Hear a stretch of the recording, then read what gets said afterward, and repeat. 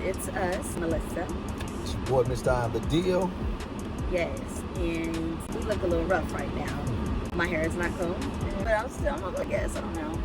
But we wanted to give you guys another piece of a day in the life of a sober living operator, or it can even be someone who's a part of a support team for anybody that you may know who's experiencing mental health. So for those that don't know, the work, it never stops. You're constantly, and I bet doctors agree with this, but you're constantly on call, nurses as well, and you're constantly on call, which is a good thing because if you're in the field, you want to be here and you understand that it's going to be that way. But today, we just wanted to give a quick little video about grief because we were woke up, I don't know if I'm saying it right, but we were woke up early this morning because we had a client who had a meltdown and he needed us. But before we were able to get there, the police arrived and it was a big ordeal. So this is something that you're going to be going through if you're deciding to do sober living, but it's such a rewarding feeling to know that someone feels safe enough to call on you and to want you to be around during that moment. And we've all been through grief before. One thing I've noticed is when people are going through addiction or recovery, they have spent so much time suppressing how they feel, suppressing trauma, suppressing things that they're going through. And sometimes it catches up with you. I believe that that's definitely a part of the recovery process. Sometimes it catches up with you, and when it catches up with you, it does not mean that you're going backwards. It doesn't mean that you have failed or that you've disappointed yourself. It's just now you have to deal with those feelings in real time. As you know, before they may have suppressed it using or abusing. But this particular situation, he tried to call, and then the person that he tried to call wasn't available. He tried to call me as well, but he used the wrong number. And it's just because his mind, it's going 100 miles an hour. He's not really as coherent as he needs to be. But thankfully, our security team got a hold of us, and immediately we drove there. Literally, I have stuff on that doesn't even match, y'all. I got winter clothes on, and it's freaking, I don't know, like 80 degrees out here right now. My hair is not combed. I just went like that, did the comb fingers. Put it back. Y'all see I got my thick glasses on. But I'm just happy we was there. I'm happy. One thing the cop told us when we got there, he was like, he told my husband, man, he's been asking for you. He's been asking for you. And immediately, as soon as we got there, he jumped into my husband's arms. Yeah. And that just shows you everybody needs somebody. This is not a game. This is not something you jump in just because you want to do it or you're trying to do things. You have to have a connection. You have to be called for this because lives are at stake. You know what I'm saying? So I just wanted to give it another day in the life. I didn't want to record it or anything like that because that's personal information, and I'm sure he's going to appreciate that. And it's sad, but it's necessary. Even the police officer said when he left, he said, man, I appreciate what you're doing. I appreciate what y'all doing. He kept asking for you. He kept asking for you. And immediately when I got there, I did the same man handshake, boom, and then grabbed him. And then first thing I told him when I seen his eye, I said, I know. And when I said I know, he just broke down crying. His body just almost gave out.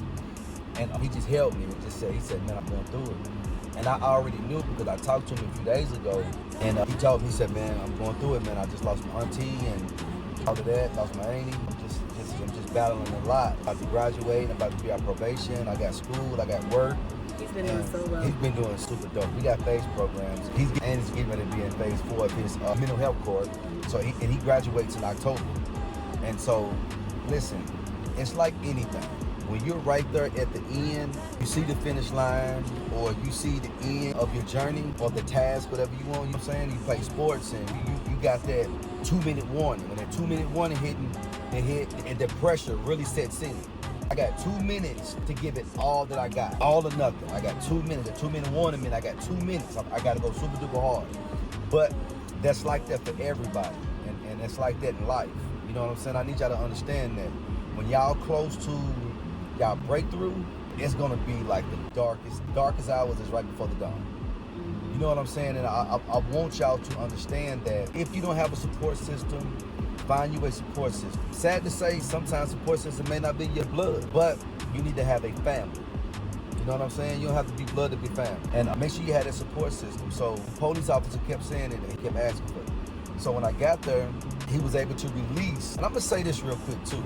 For the men, it's hard for us to be vulnerable because sometimes when we show vulnerability, other people look at it as weakness. So we're real protective of who we're vulnerable around. And even if you're around somebody, you still have a level of vulnerability that you even want to show because you don't want nobody feeling like you quote unquote weak. But for him, when he seen me, he was able to let go because I was a safe space. You see what I'm saying? And I knew that. And even the police officers, you can tell that they probably seen it, but they're not used to seeing that. You know what I'm saying? So that connection and that love, you actually got somebody who care about this person. And it was real, it was a dope situation because it's always rewarding for me, I'm saying, as a man to be able to help another man. You know what I'm saying? And especially another man of color. I'm sorry I gotta say that. Because at times we have it hard because we gotta be so tough on so many levels. You know what I'm saying? On so many levels, we gotta be tough. We gotta be, I'm gonna say tough, we gotta be strong. I didn't use the word tough, that tough guy shit, I don't really do that tough guy shit. But we gotta be strong, you know what I'm saying, on so many different levels every day. We're on edge because life is life. So, long story short, he had a meltdown, you know what I'm saying? And before he did anything great, he called on his team. Yes. He called on his village. Yes. And we were able to come and calm him down to the point where he was able to call the crisis center. And the crisis center came out, Grand, shout out to Grand. They came out, and with it being an amazing team. Miss Susan, Mr. Tim, y'all did an amazing job today. Y'all did. And they were able to, since it wasn't violent, the police couldn't make him go, but they had to wait till Grand got there and let him know that it was a voluntary thing. It was optional. The police had to hear that Grand say, he's okay, we're going to take him. And let me tell y'all one thing too. One of the things that had him at high anxiety is the fact that he's on probation and he thought that he was going to violate his probation if he went and got help. And he thought he was going to lose his job if he went and got help. And he thought he was going to lose his housing with us if he went into treatment. We insured him. I don't give a fuck about none of that. Part my friends. Go take care of you. It's not like you relapsed and you just done something crazy and you beat somebody up and you did that. You had a meltdown. It was a no violations at all. Yeah. So I said, bruh, don't worry about home. Home is home. Good. Don't worry about your job. We're gonna call your job. Don't worry about breaking parole because we're gonna call your parole officer. We're gonna let them know that you had a meltdown. Instead of you doing something dumb and breaking the law, you called on your village. Yes. You see what I'm saying? I almost said amen. I feel like I'm in church right now because that's it. You know what I'm saying? So yes. I want y'all to, if y'all getting in this space, please listen to me. Go in. If you're not the person for that role, put somebody in that position for that role that can connect with the people, talk with the people, be case managers, you know what I'm saying? Get that support that they need.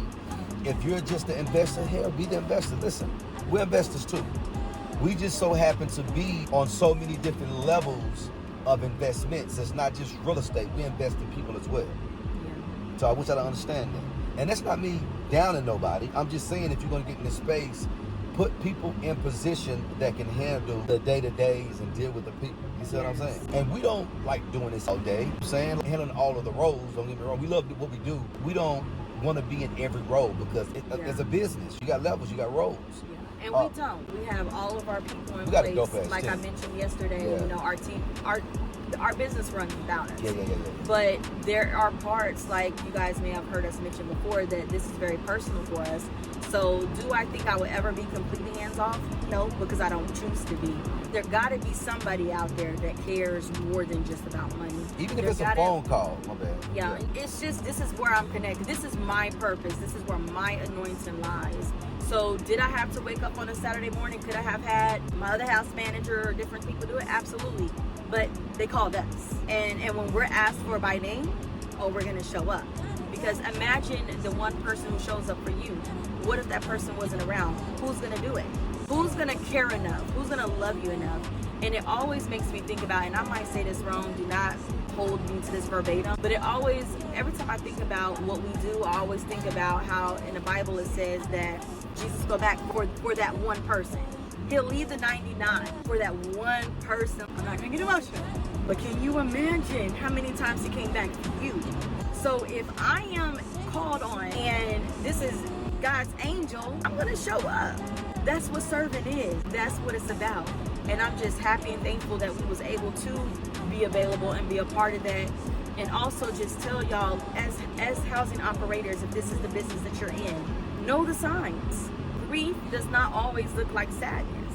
Grief can also look like high anxiety. It can look like depression. It can look like anger. Everybody grieves in their own way, and that's actually one of the things he said to the cops. This is me grieving.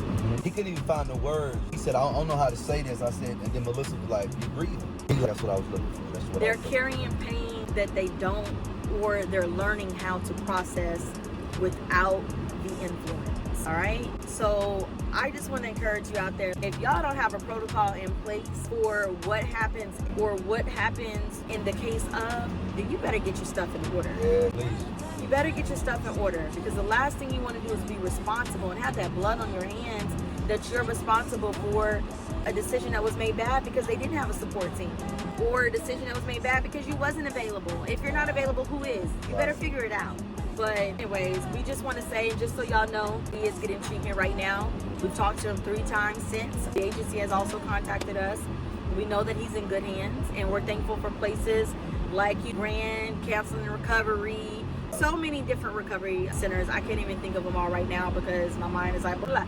But we're just thankful for those people who are dedicating their lives to helping those in need and helping the forgotten, or the ones that has made decisions that was so hard on their families, because that happens too. They burn bridges, or their family has tapped out because they've done them wrong so many times. We get it. We understand. We get it. It is what it is. A person can only take so much. So I do get it, and I don't blame any of the family that's not around or anything like that. Everybody has their reasons for what they do. But I'm happy that there's people in place that can come in and fill those gaps.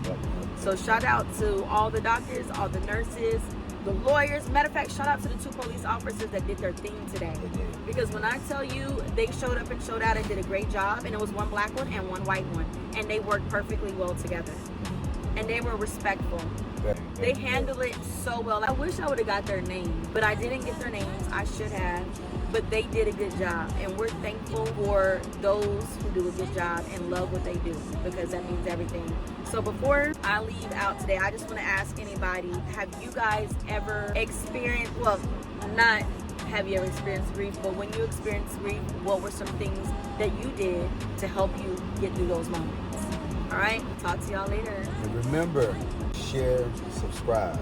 Moments this is what everybody needs to hear, because we don't only just drop these videos for operators, but we drop these videos for family members that's going through, somebody that's dealing with recovery, that's in recovery. We get it. We got some family members that's going through recovery, and sometimes people write them off.